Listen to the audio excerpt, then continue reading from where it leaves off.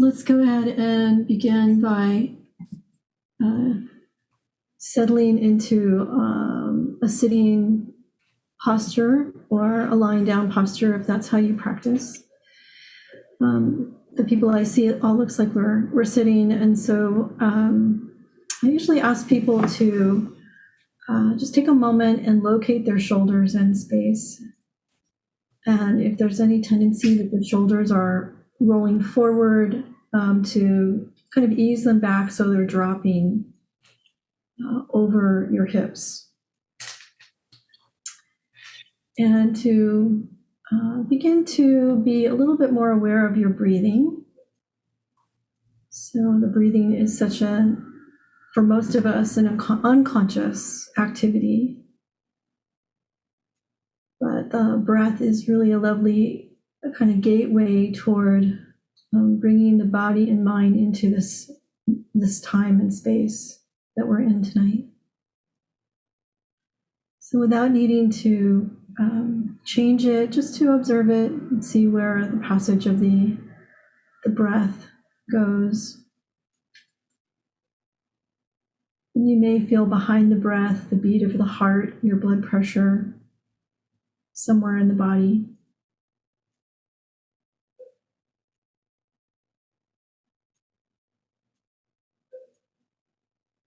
So it's nice to place the hands in some sort of an even position.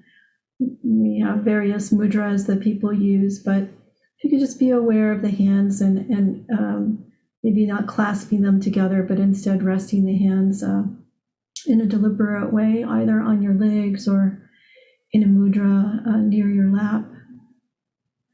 That could be a nice way to signal to the central nervous system that you're going to settle for a few minutes. And knowing that we probably have had many activities in the course of the day, maybe done some reading or carrying things or cooking, let's just kind of soften the shoulder blades kind of toward each other a little bit more. And kind of pull the chin just a little bit toward the throat, elongating the back of the neck. See how that changes your breathing as you draw the air into the nose and across the back of the throat into the body.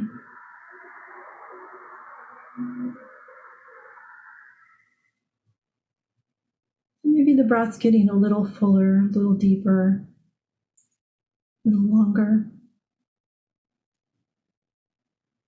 Maybe you can begin to notice the sound of the breath.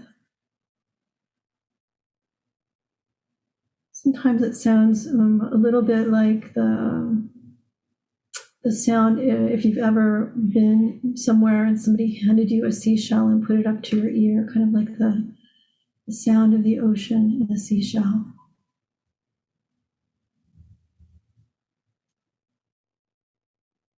Nice way to connect with all things that are living at this time.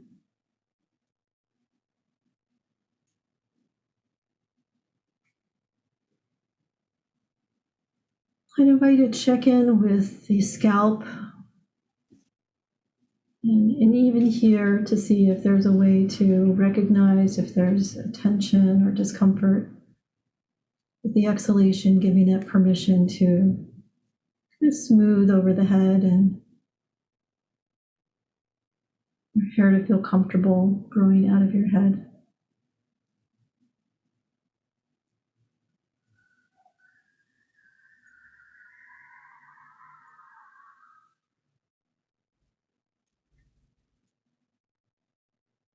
As you exhale, allowing tension to release from your hands. The hands are so active and, again, unconsciously used so very much. Allowing the hands to be at ease.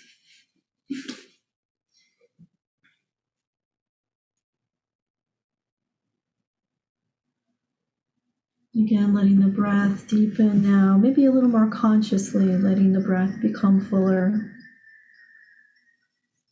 Be reaching the breath into more toward your back body, maybe your lower back rib cage.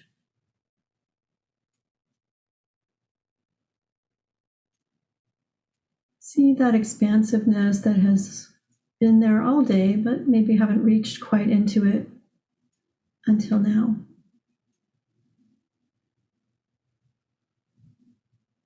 Creating a spark, a little spark of joy. As you breathe more deeply into the back body,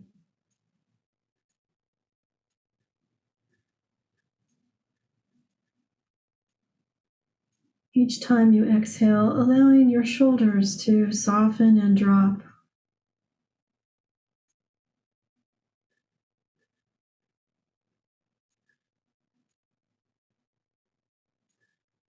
And each time you exhale, allowing a soft, gentle smile to come to your lips and face. Feel how that relaxes the muscles of the face. The jaw becomes a little looser. The tongue in the mouth is softer.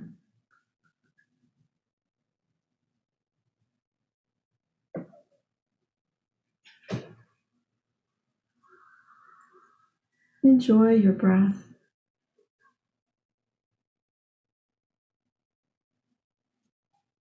Each breath in an opportunity for refreshment.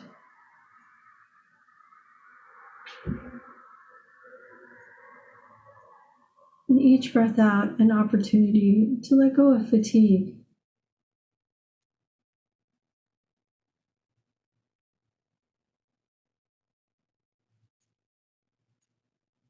Each breath in an opportunity for restoration.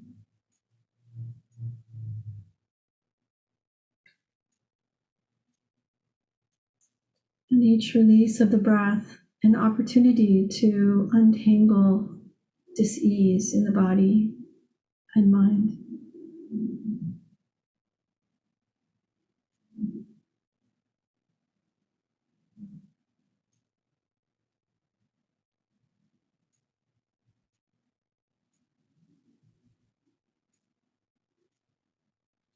Bringing your attention to your brow. Let the forehead smooth and the eyebrows separate. And the tension behind and around your eyes. Allow it to begin to release.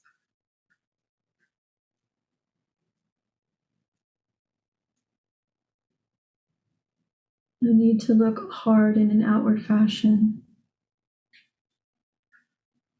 but to bring the visual sight kind of internal, a little softer.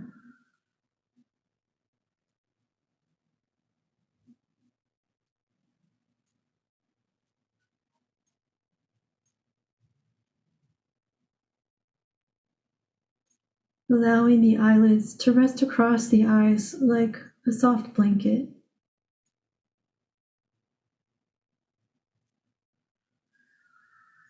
Sometimes little bits of light coming through, but mostly just soft. Like you've pulled the shades down just as the sun is setting.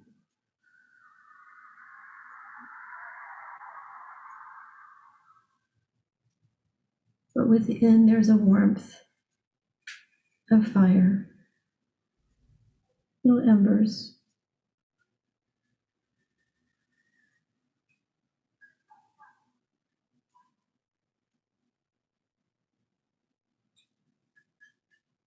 Let's rest in this moment, in this shared community of sitting with the embers, the warmth,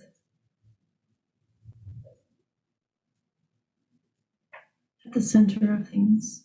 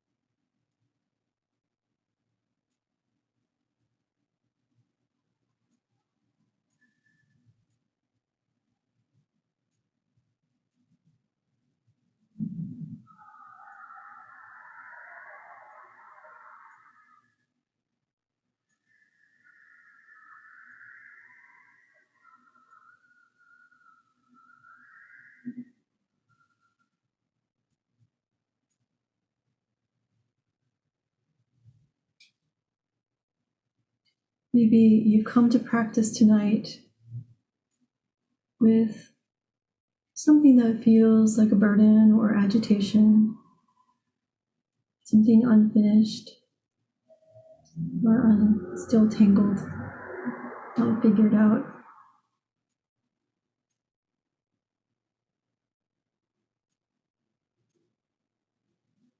Sometimes I like to just recognize what I'm thinking about and then give myself permission to kind of put it in a little suitcase and leave it over near the door. I'd invite you to do the same thing tonight. If there's something of concern, something of import or not, that you'd like to just kind of have some space from, to kindly wrap it up in a nice fold, set it in a nice suitcase, kind of walk it a few steps to the door or the space where you'll pass as you leave practice tonight, and just kind of set it there so it's there if you want to pick it up when you go.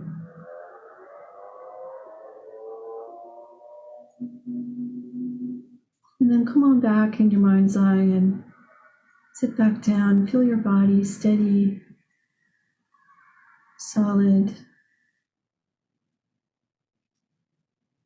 beautiful in its uniqueness.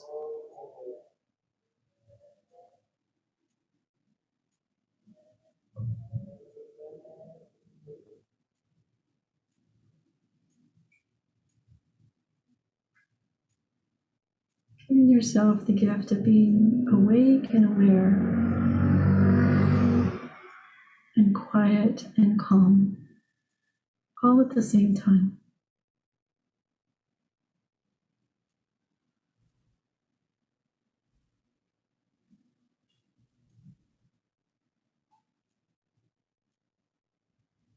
Let's rest in that space together for a few minutes.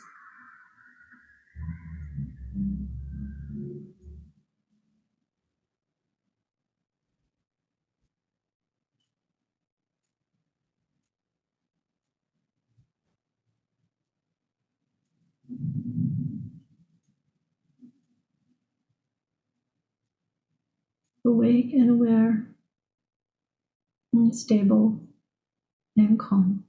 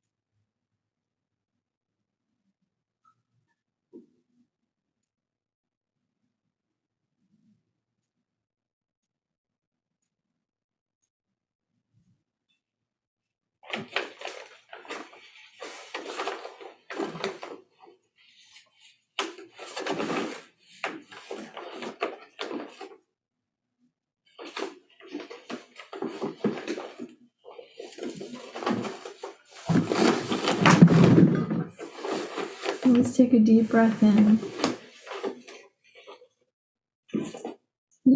mouth and just blow the air out like you're blowing air out of a balloon. Breathing in, just really drink in the air like it's a cool glass of water on a hot day. Release the air out through your lips in a slow and steady and strong stream. Again, a deep breath in.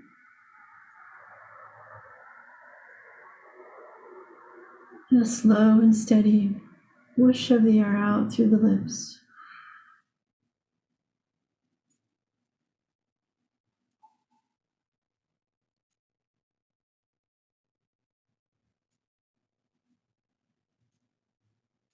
You can keep your eyes closed.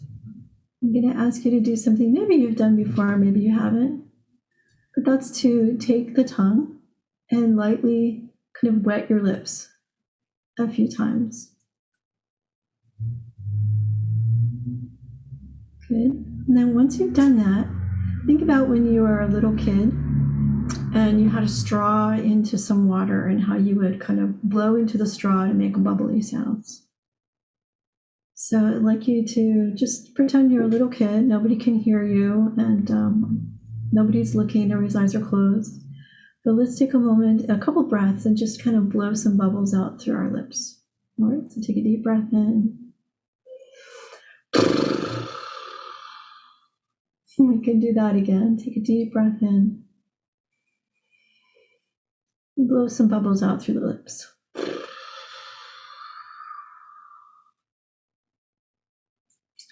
And just notice how kind of joyful that is to do something sort of silly, lighthearted. Not any reason but to allow your mouth to be loose and your lips to be used in a different way.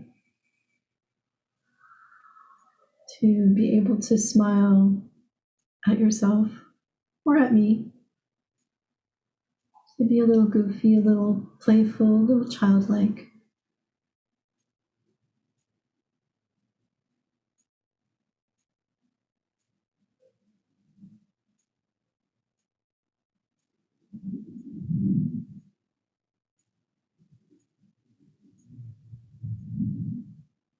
Allowing the joyful smile to stay on your lips.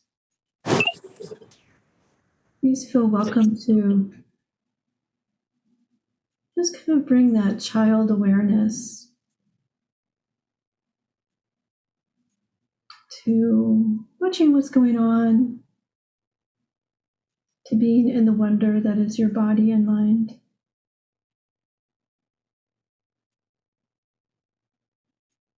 Right, to be curious.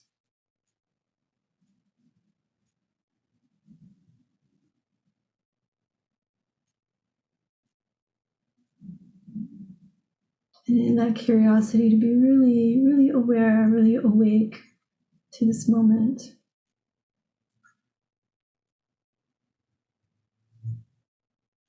To feel your breath anew, as if it's for the first time. The sensation, the length.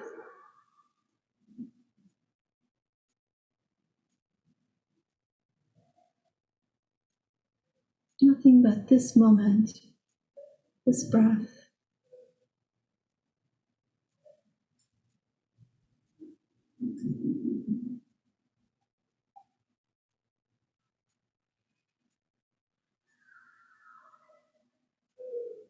If you start to feel yourself get tense, or stern, or tight, smile that little kid smile again.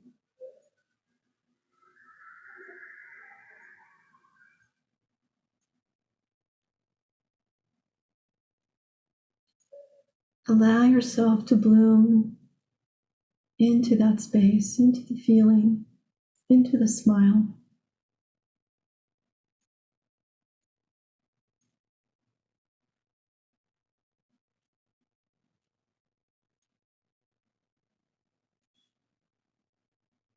Let's rest in that for a few moments.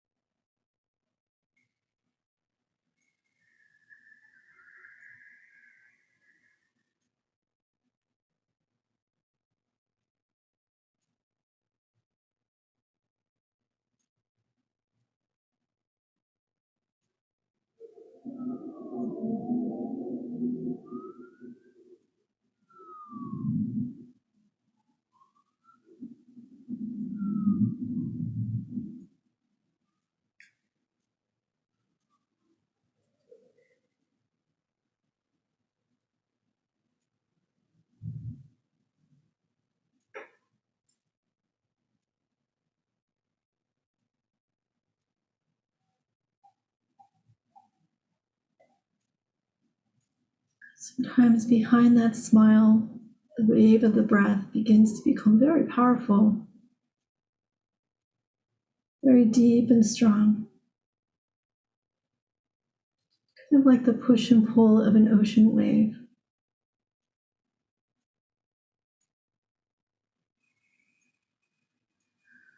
Allow yourself to plunge into the wave, to ride it in and out.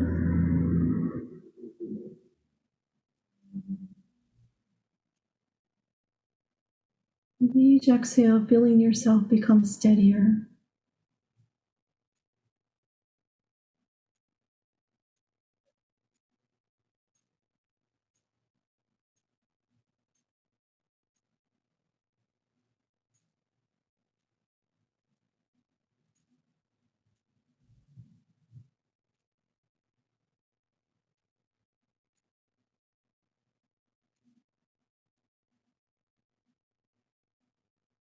And the waves begin to kind of soften,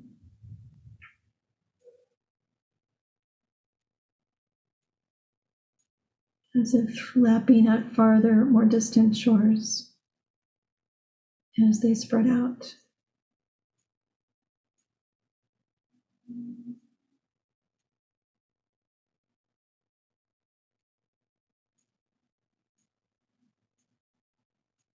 So that we're just kind of riding the wave, floating on the wave.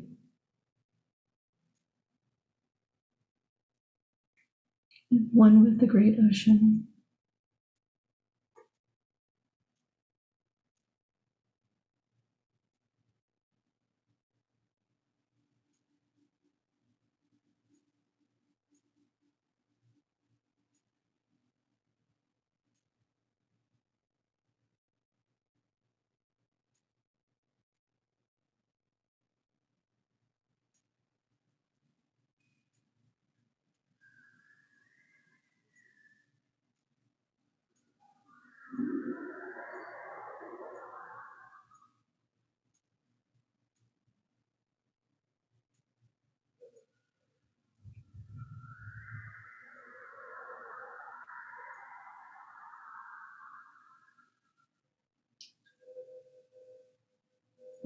Begin to bring your awareness back to my voice from wherever you have gone, and back into the body, back into the breath.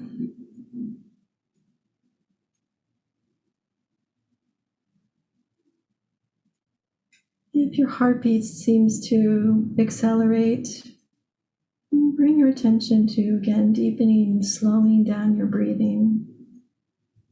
Usually your heart will follow.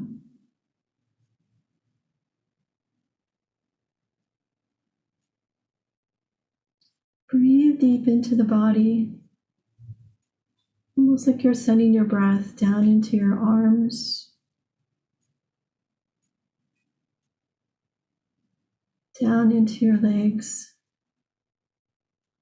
Feel the comfort of that, like you're putting on a warm coat on a cold winter's day.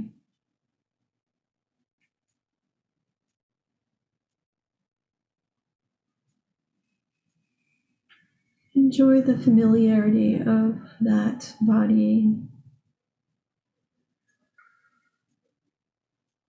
the space you are of and in.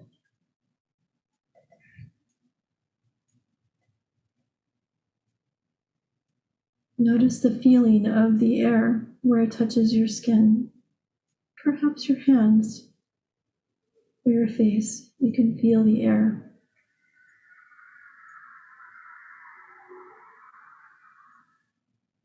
Sometimes it's hard to tell where the body ends and the air around you starts. As our body and skin is breathing too.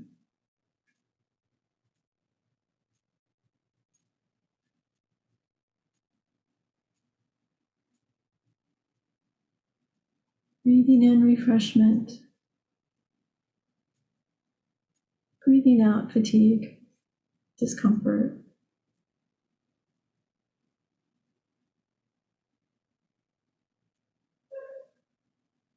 Breathing in restoration. And breathing out any dis-ease that is entangled.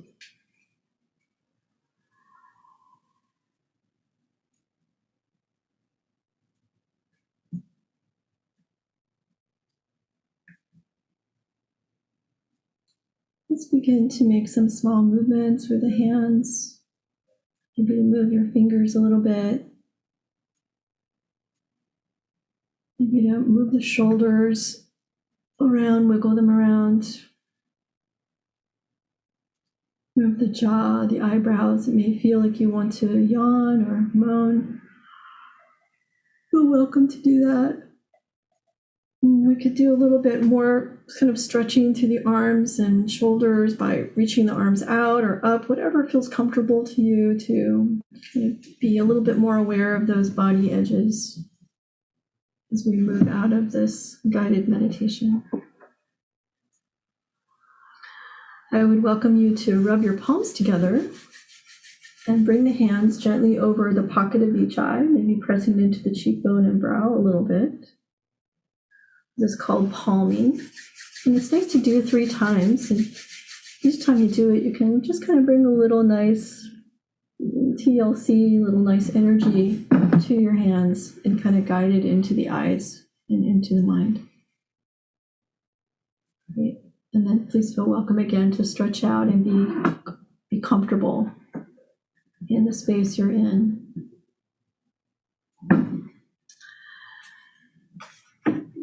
So thank you for allowing me to offer this talk for you this evening. Did you want to start to record at this moment? We are recording, right? Okay. I'm grateful for my friendship with my Dharma sister, Ayadama Deepa, your guiding teacher. And it's my pleasure to support her and your Sangha while she's away this week. My name is Shinshi Inryu, a body wisdom hidden dragon. This name was given to me by Inryu Michael Wenger at the Tassajara Zen Mountain Center in 2005. So that would have been 18 years ago.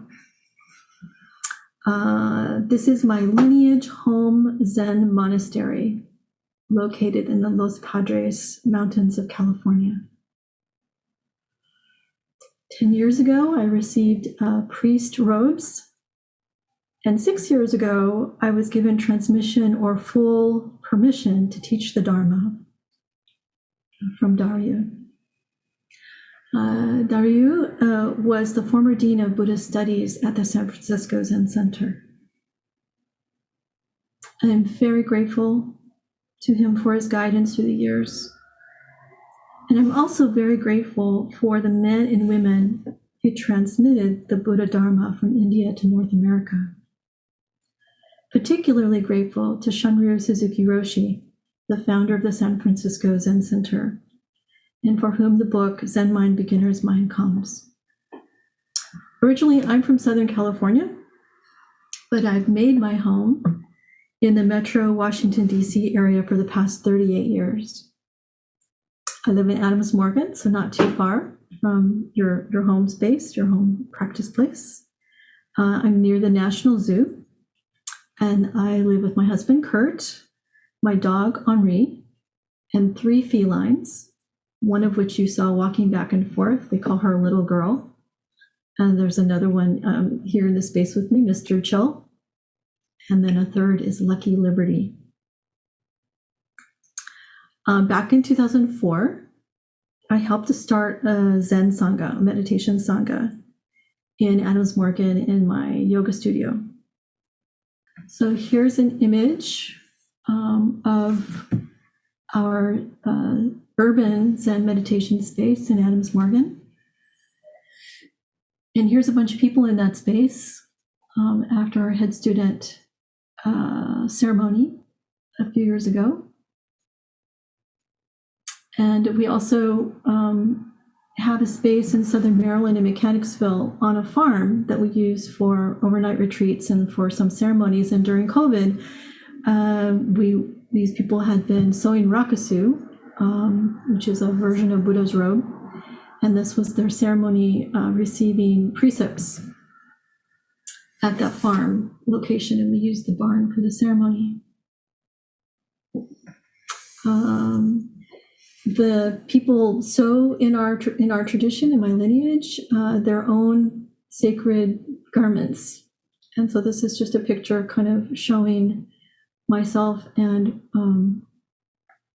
my student Sato when we were working on his okesa, which is a very large wrap around the body garment that people use and wear. So I'll stop the share.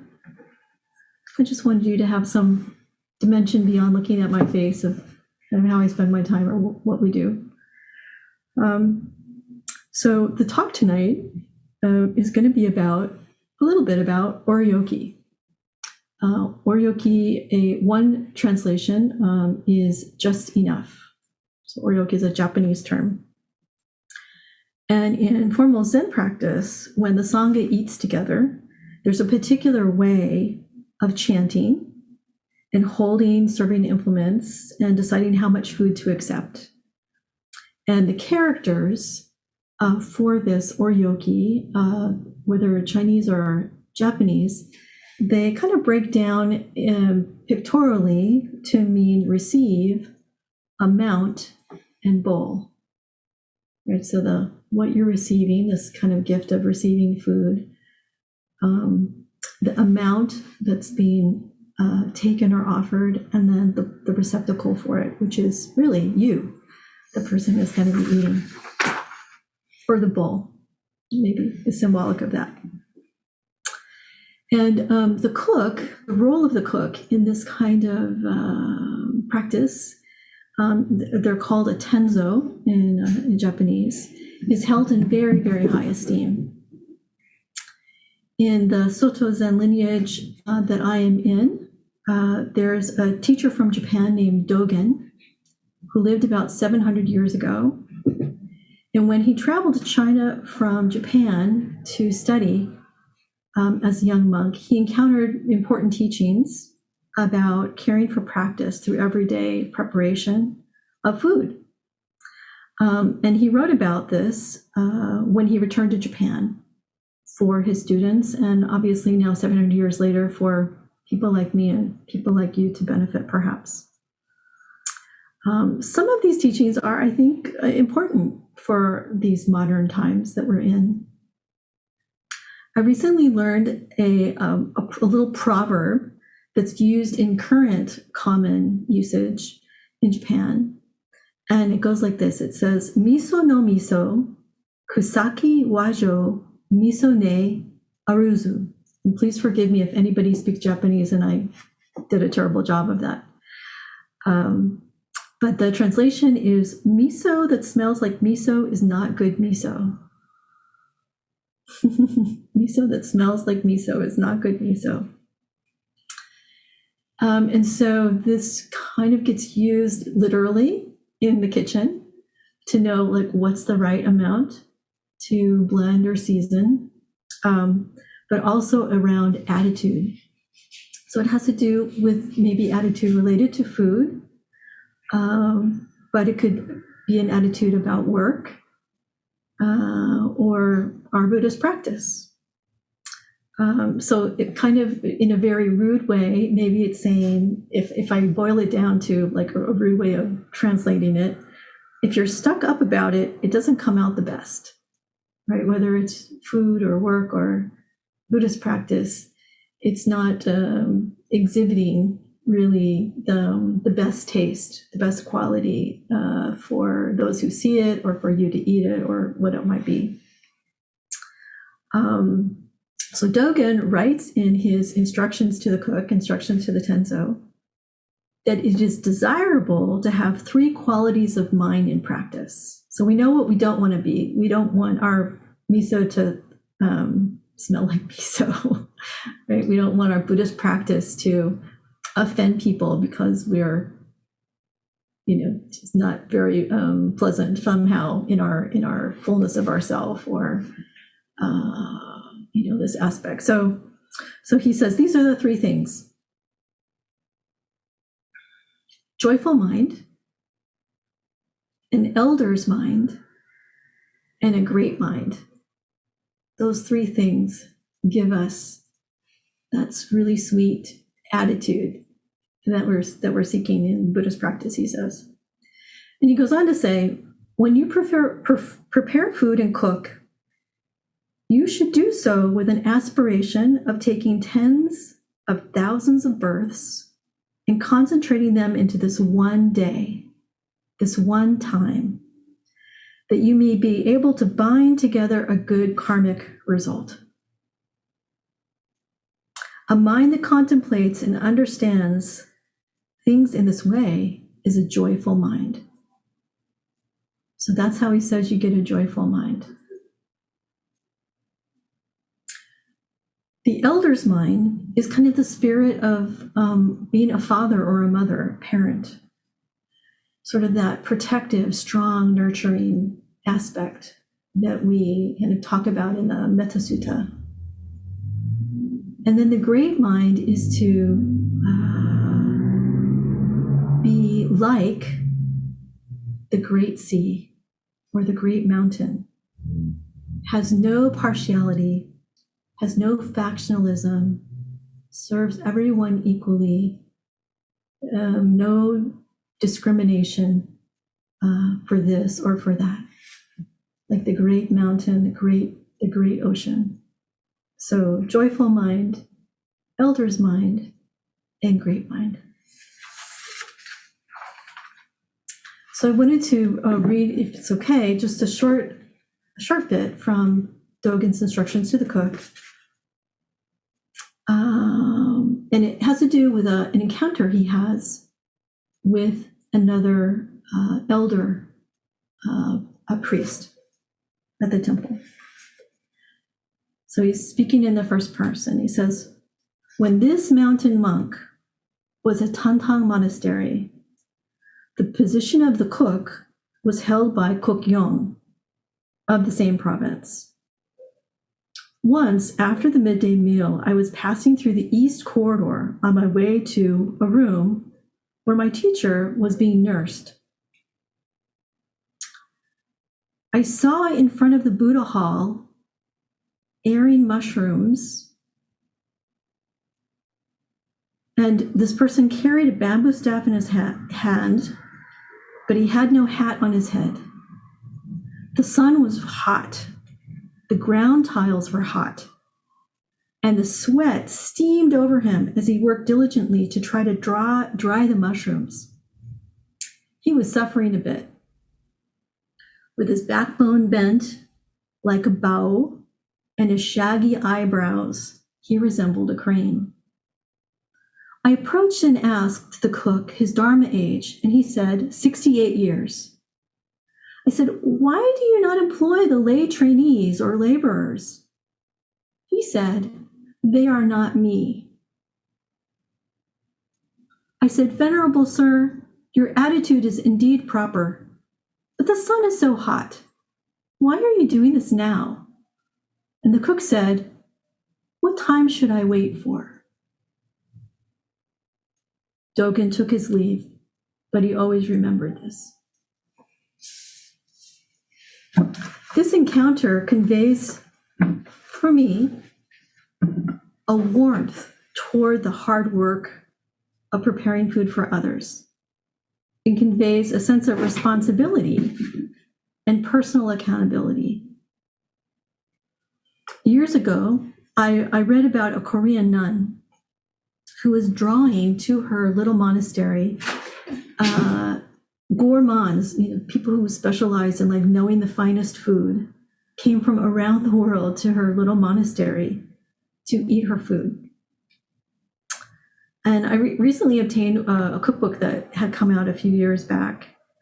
And as I was going through, I was just amazed at how simple the ingredients were. Very, very simple. Rice, potatoes, radishes, vinegar. So I tried one of those recipes in the book a few weeks ago, and it just had like 6 ingredients in it. But the outcome was superb. The texture and the flavor. I made the recipe for tempura beets and daikon radish.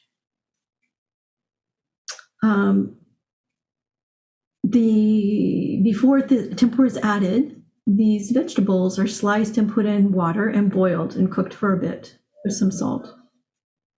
And I was thinking, well, as I have this salted vegetable water, what should I do with this? Before kind of studying, our Sangha is looking very closely at these teachings at this time. Before working with this recently, I probably would have just poured that water down the drain, or maybe let it cool off and put it in my plants or something. But I thought about how in monastic settings, just like every nourishing element is extracted from and used for the benefit of those eating, because they are poor, right? They have to use and take what's given to them. And so I thought, how would it be if I pour this beet broth, radish broth, into my soup noodles? And it ended up being like this perfect umami flavor. But if I hadn't kind of questioned, what should I do with this beyond what I would have done in the past, like looked at it in a different way, I wouldn't have had that experience in that really delicious soup.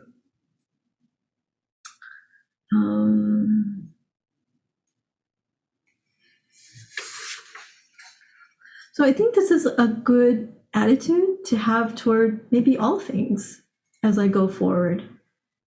But food is a good place to start and good place to bring this attitude and curiosity to. Our Sangha recently had a former nun named Geshen Greenwood over to talk about a book she'd written. And the book was about her experience as being a tenzo in Japanese convents and monasteries. The book is called Just Enough. And there are all these vegan recipes and stories from Japan's Buddhist temples. There were many recipes which I was familiar with, given my long practice in this lineage and in monastery. Rice dishes, soups, uses for soybeans. But what was new for me was the use of items that North Americans might toss in the trash, or maybe if we're pretty good, into the compost bucket. But they got used as primary elements or ingredients in recipes just kind of on their own. And these items were, for example, potato peels, which were used to make fried potato peels, which are basically like potato chips, or sauteed carrot peel. So instead of throwing the carrot peels away, to actually kind of dress them in some sauce and with some other vegetables and to make them actually a meal. Or to fry noodles, from the day before a soup, to kind of take those noodles and make them something new and create something different with them. And I can attest that the fried potato peels are really delicious. So if you if you have a chance to give it a whirl, I would recommend it. So whether it's a Korean temple, a Chinese temple, a Japanese temple, all of the ones that I've read about or heard about, they have like a serious need to cook the amount that's needed to feed the assembly, and not any more than that. Most, if not all, of what they ate was donated food or just kind of spent with precious few dollars or something they'd raised themselves. So a question I have is, how can the Tenzo feed everyone nourishing, healthy food multiple times a day if that's all they have to use? And kind of the answer is that everything gets used. Everything gets eaten. Everything gets cared for. Everyone eats, and nothing gets trashed. For everyone to have just enough, nothing can be wasted. So going back to Old Man Dogen, one of his teachings was not to look into other people's bowls, but just to focus on your own bowl. And this is often said to monks as like a rebuke, because the monks are often like looking over and seeing, oh, did that person get more than me? Or did they get something different than I got? So there's, kind of this maybe tendency toward clinging or resentment or comparing, that kind of thing. But I was going to flip it a little bit and say that maybe it's a good idea to look into other people's bowls. Our American diet has gotten so far away from basic wholesome food that we maybe could look into other people's bowls and from other ways of living or cultures or places on the planet and figure out how to move back to a more simple and healthy diet. This takes time. It takes slowing down and focusing and putting out some real effort. As with the 68-year-old Tenzo at Taetong Monastery, sweating and bowed over by drying the mushrooms, when asked why make this personal effort, have someone else do it, he replied, "They are not me." And when asked why do this now, he replied, "What time should I wait for?" It's a good and important lesson for Dogen 700 years ago. It impressed him. And it's a good lesson, I think, for us and for me today. We all eat. We all have a responsibility. I love being cooked for. But mainly that's because in cooking for others, I've come to know the investment in planning and shopping and caring for the food that each meal offering holds in it. Testing and making certain as I can that the food being offered will be wholesome so that the receiver will enjoy it and it will not be wasted. Our Sangha had the cookbook author Ed S.B. Brown as a guest a few years back. He wrote a book called the Tassajara Bread Book, and maybe some of you have it on your shelves in your kitchen or have heard of it. It was kind of a bread baking Bible, I think in the 70s and 80s and 90s. When he visited us, he offered a cooking class. And he was incredulous when he learned that someone offered something about their cooking style.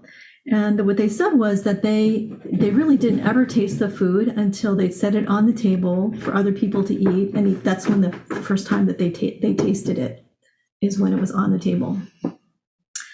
And he expressed quite strongly that a cook would best provide for a good result for others by tasting the food at each step as it was made ready.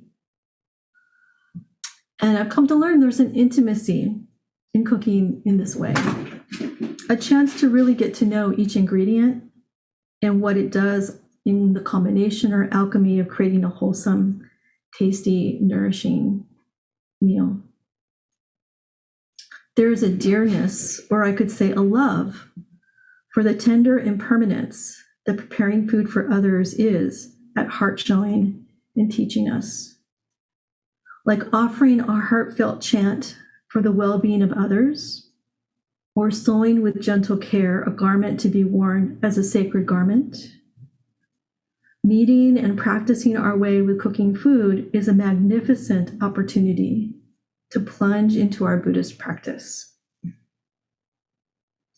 Here's a very tiny poem by a poet, lives in, I think, South Carolina. Her name is Mila Kunis. The poem is the last in a series. The series is called Pistachios. So here's the poem. Pistachios in my hands sound like the last match in a box.